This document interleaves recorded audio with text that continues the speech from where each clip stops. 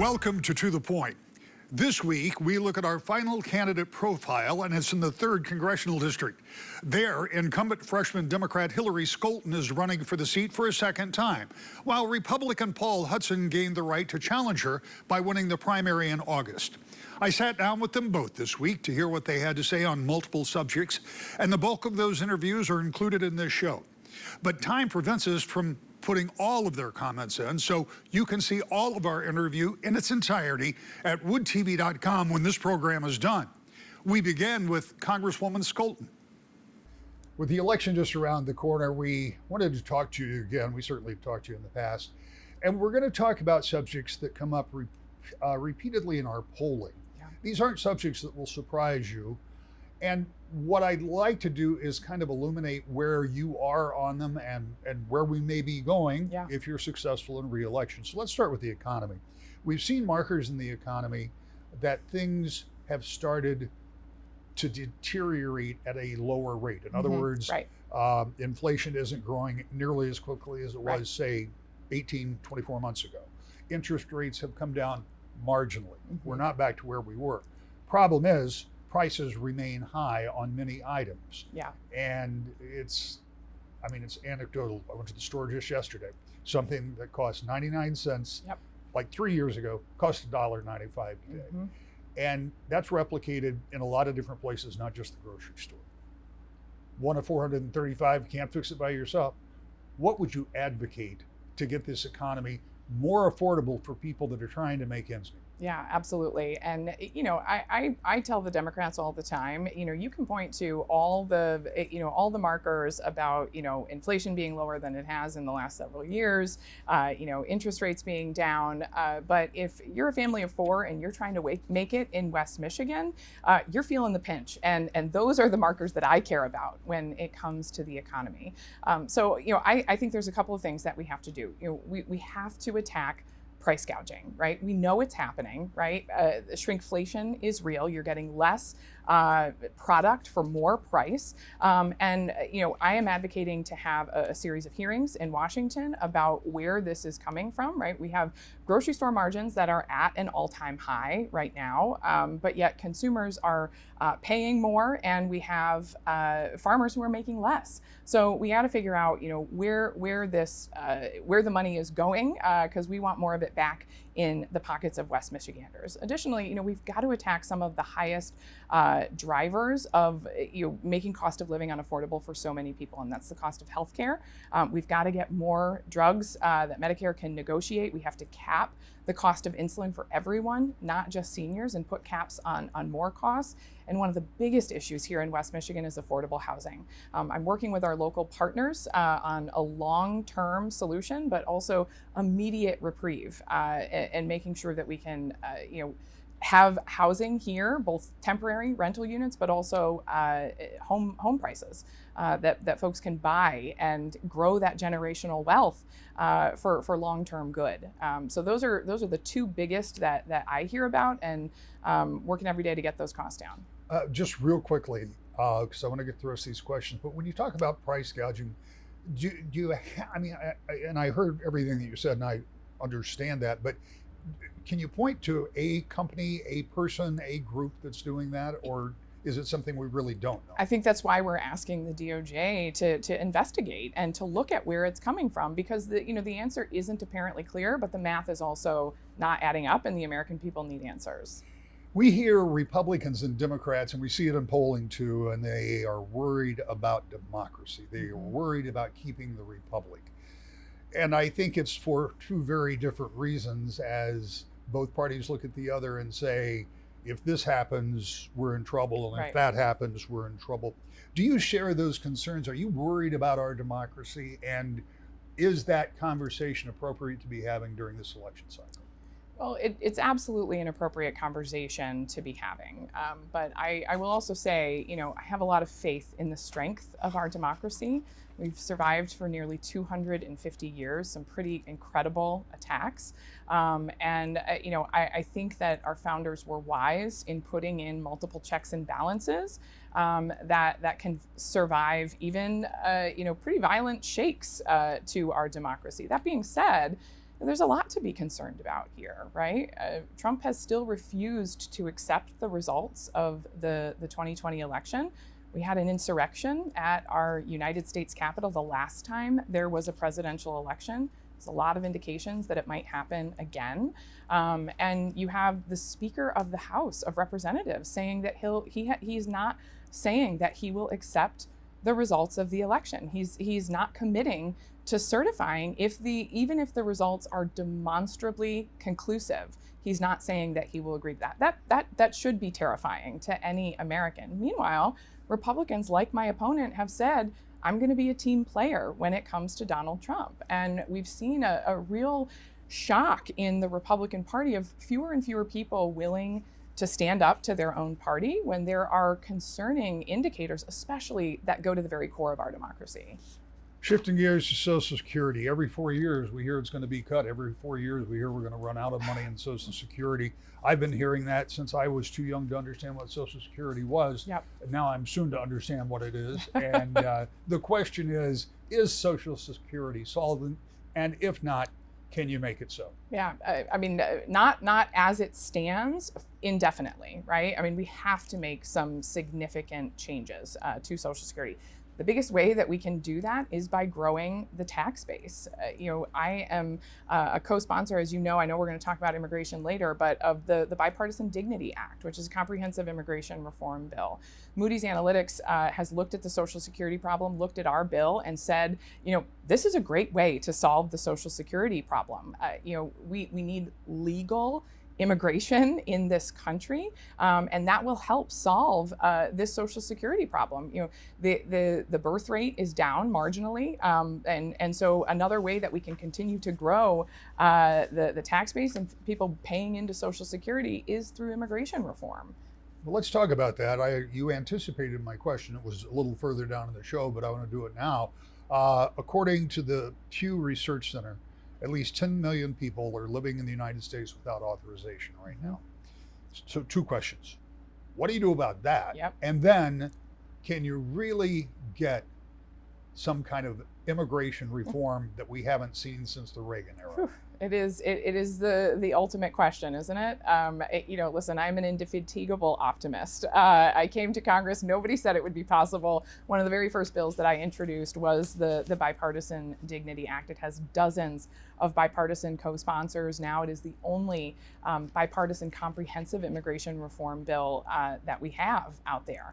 Our immigration system is a mess. It is an absolute disaster. And I will be the first from my party. I have been the first from my party many times to be willing to say that. Any country has the right to know who's living within its borders. It's unacceptable to say that there's 10 million people living here, and we don't know who they are.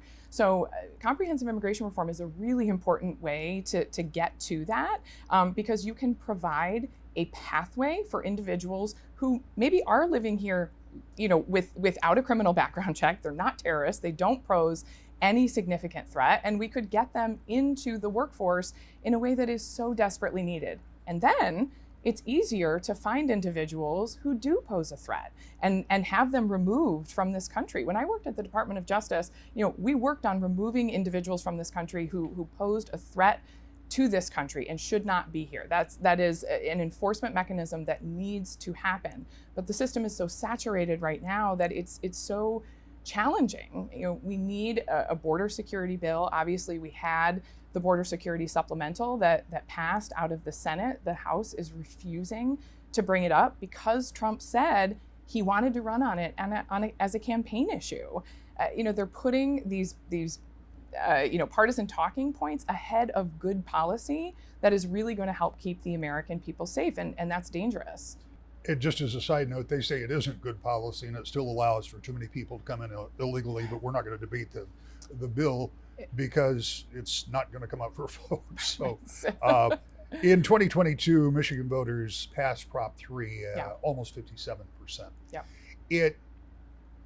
After Roe was overturned, put in place in the Constitution in this state provisions that guaranteed reproductive health rights and abortion with very few limitations. there are still those that are concerned that at the federal level, there could be some effort to come up with a national ban, or others that say there should be a national overarching standard.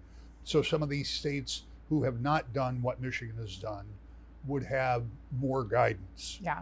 Is there a federal answer to this, or is this best left to the states? I absolutely think there has to be a federal standard to this. I think the inconsistency that you see when states take this on themselves is what's happening right now.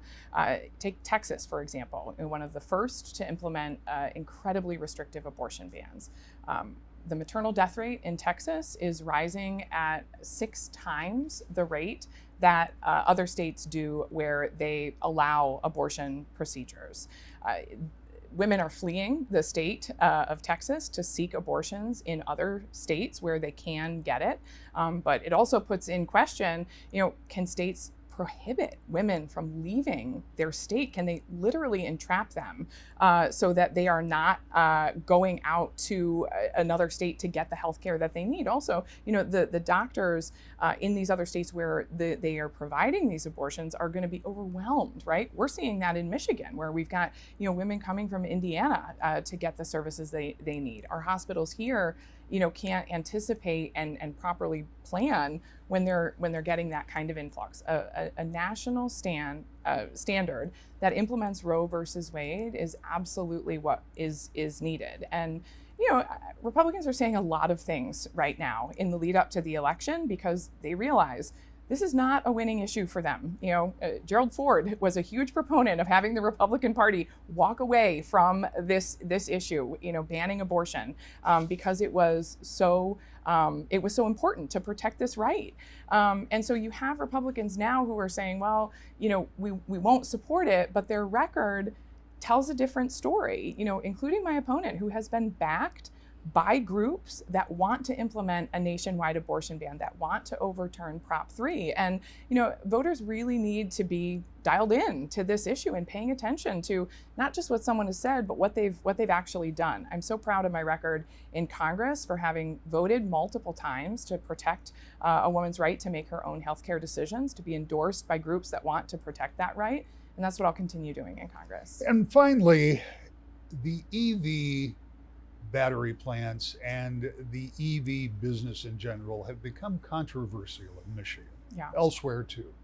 Battery plants perhaps in Big Rapids because of the Chinese Communist Party alleged association with that company, and there is some concern about that part of it. There's maybe some environmental concerns. The battery plant in Marshall has been greatly downsized, and electric vehicles aren't selling up to the predictions of manufacturers, and they've started to kind of scale back. Are we on the right path with these battery plants and with EVs in general? Yeah, here's the thing about EVs, right? They're being made. The market share worldwide is up to like 10% of all autos, EVs. It's an all-time high from Q3 of 2024. So they are being made. Whether or not Americans want to buy these cars is a separate question. You can buy whatever car you want to buy. I am not for mandates, but the question of whether or not the market is demanding them is pretty clear. I mean, the market sales are increasing. China has 60% of the market share of production. Here in Michigan, we put the world on wheels. I want us to continue to be in the spot to make the next generation of vehicles, regardless of who here in America wants to buy them. But when China is able to beat us to the punch and to sell these types of cars, they're going to continue to do so. And I want us to be competitive in that space. We absolutely need to be vigilant, cautious, concerned. When any Chinese company is going to come in to the U.S., they do the same for us. We should do that and more when they're coming into the United States of America. But that's about oversight, not an overall prohibition. When you think about the evolution of the vehicle, right? When the first Model T rolled out here in Michigan, there was not a gas station on every corner, right? We didn't have the multi modes of vehicles that we have now, it evolved over time. And I think that's what's happening with EVs, and it's essential that we remain competitive in that process. Paul Hudson is an attorney and the Republican candidate for Congress in the 3rd District. I asked him about many of the same subjects that I talked with Congresswoman Skolton about. And here is what he had to say. First of all, thank you for being here. We're going to try to talk about topics of interest to our voters. And the first thing we're going to talk about is something that polls at 50 or a little above consistently, and that's the economy. We know things cost more. We know that there may have been some progress made, that inflation isn't going up as quickly, and that we've got some interest rate relief and perhaps more on the way. Still, when we go to the store today, when we go buy gas, any number of other things, tires, we know we're paying a lot more than we were just a few years ago. If you become one of 435, what would you advocate for to try to make it more affordable for people who are trying to make ends meet? Well, Rick, it's the number one issue that I hear when I talk to voters across the district. It's inflation and cost of living. It's costing us over 10 grand a year more than it was just a few years ago in basic life essentials. And what that means to folks is that's 10 grand that they haven't been able to put away to their kids' college, to put a down payment on a home, let alone some of the more everyday things like going out to eat or going to a ball game with the family. People are feeling it, and you can't fool people on that when you see it at the grocery store and at the pump every day. Is there something that you as a member of Congress could advocate for that, I mean, I know you can't fix it by yourself, but is there something that you could promote and maybe make that easier for people? Well, this was a problem that was directly caused by bad policy from Washington, and specifically, it was dumping trillions of dollars of government money into the economy. And when that happens, inflation is the result. So what we need to do is we need to scale back on the spending. There are productive measures in Congress, such as the Limit, Save, Grow Act, which essentially it's a structural kind of provision that limits growth of federal spending over time, can cut spending by $4.5 trillion over the next decade. That's the kind of modest, common sense proposal that I would embrace in Congress to get this under control again. We're going to go quickly from subject to subject, so my apologies if some of it's a little jerky. This is kind of a big transition, but it comes in at number 2 or number 3 in most of our polling. And it's Republicans and Democrats, and as I've said before, I suspect for different reasons. But we hear it on the campaign trail that democracy is on the ballot. There is a risk to democracy. We hear Republicans talk about it. We hear Democrats talk about it. As I say, I think they see each other as that risk. Are you concerned about our democracy, about our republic? And is this election somehow more pivotal in terms of our future than others? It's an important election, no question about it, and the issues that are on the ballot are tremendously important to people in their ordinary lives. I'm a little concerned, though, with some of the irresponsible, apocalyptic rhetoric that we're hearing in this election, that, democracy is going to end if one candidate wins over the other. I think it's dangerous rhetoric that makes our political environment toxic. I think we need to get back to respectfully disagreeing with people. Look, the reality is we're all going to wake up on November 6th. Half the country is going to be deeply disappointed in the results of this election. That's tens of millions of people. As Americans, we've always been able to come together after an election and come together and solve the problems of the country again. We're going to have all the same problems on November 6th. What are we going to do to solve them? So that's my commitment. If I'm elected, I'm going to reach across the aisle. I'm going to work with Republicans and Democrats to solve the problems that we're facing. Never has that been more true. If the polling is accurate, this will go down as one of the closest, at least as we sit here today, one of the closest races. And it's funny you said that, because I was having this conversation just a little bit ago, and I said, no matter what happens, half the country is going to be unhappy. Let's move on to something else. And we could have talked about this with the economy and spending, but it's Social Security. Every 4 years, we're told that Social Security is going to get slashed. Social Security is going to run out of money. This person won't do the right thing for Social Security. This person won't do the right thing. How do we protect should we protect, and how do we keep solvent Social Security? Yeah, I'm committed to protecting Social Security. Long term, we can all see that there's a problem with the solvency of it. It's going to run out of money. That's just a fact. And so this is a big problem of government that's going to require a bipartisan solution. My concern right now is that Republicans and Democrats are so far apart that people are not coming together to solve even small problems, let alone the major ones. I think it's a big difference between me and my opponent. She promised on the campaign trail that she would be bipartisan. Then she got to Congress. She has a 96% party line voting record. And it goes back to this same issue of if we're demonizing the other side relentlessly, how then can you flip the switch and start working with them going forward once you get to Congress? That's the problem right now. How do you do that? How do you get these two groups of people who, as an observer, appear to be so diametrically opposed to each other that it isn't just that they can't work with each other, they don't want to?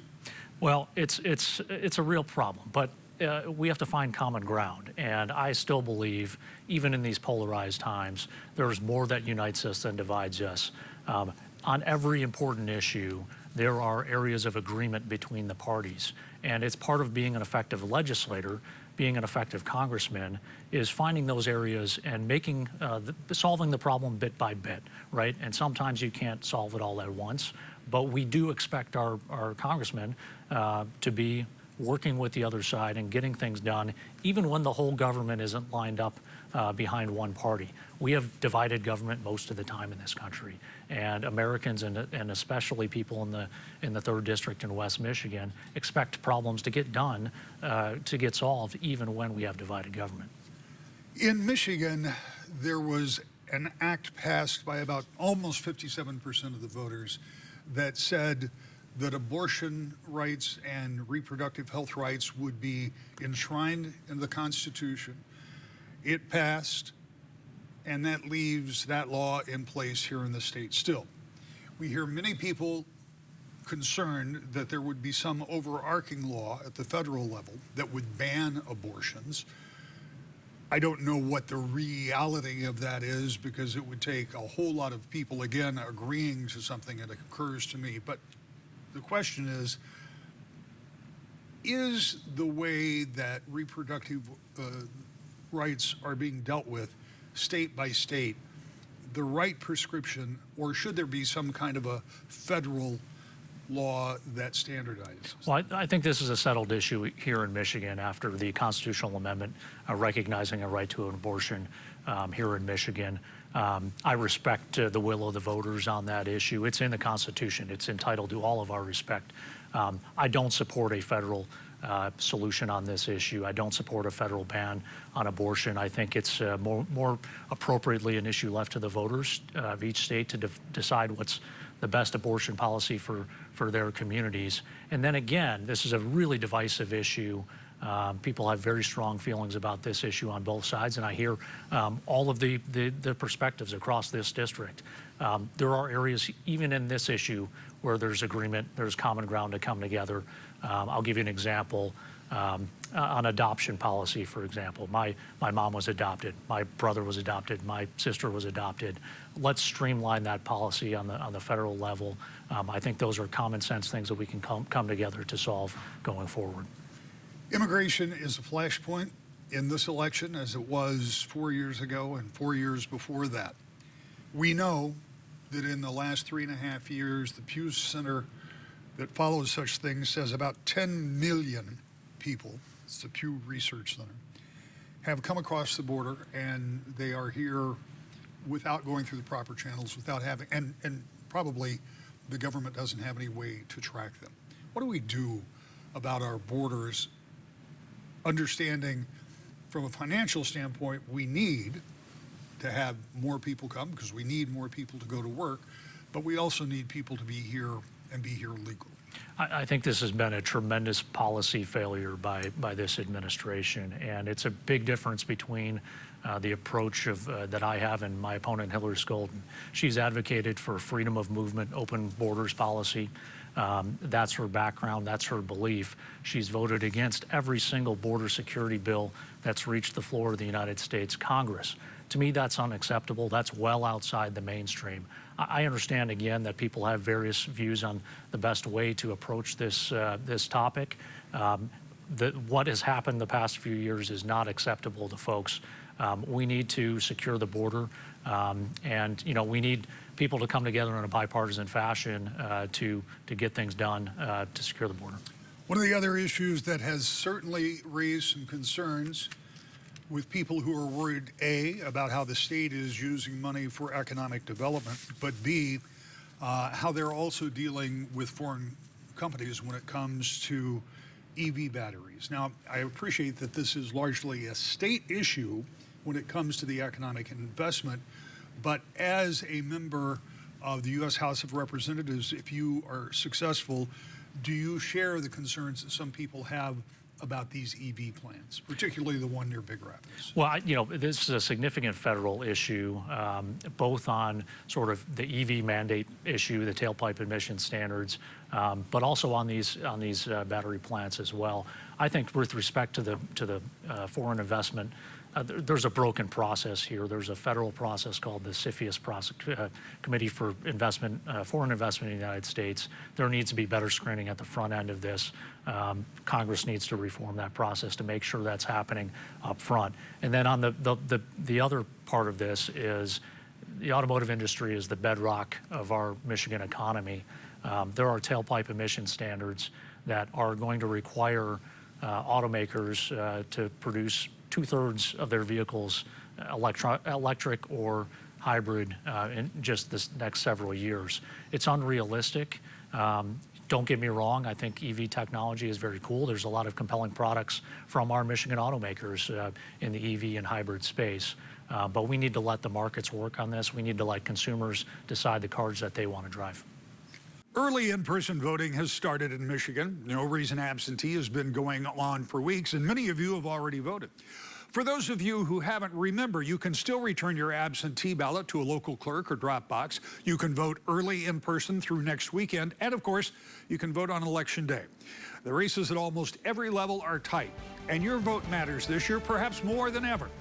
Next week, 2 county clerks talk about last-minute voting and what you need to know. We'll see you then. To the point.